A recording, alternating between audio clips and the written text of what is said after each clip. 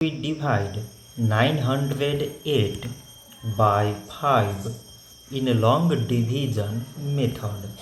5 times 1 is 5. On subtracting we get 4.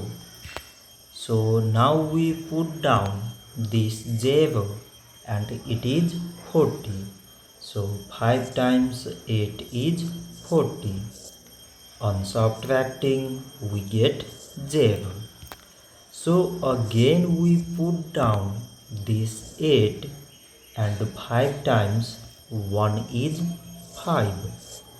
On subtracting we get 3. So now we have no any other number to put it down. So we take here decimal so that we put 0. So it is 30 and 5 times 6 is 30. On subtracting we get 0. So 908 divided by 5 is 181.6.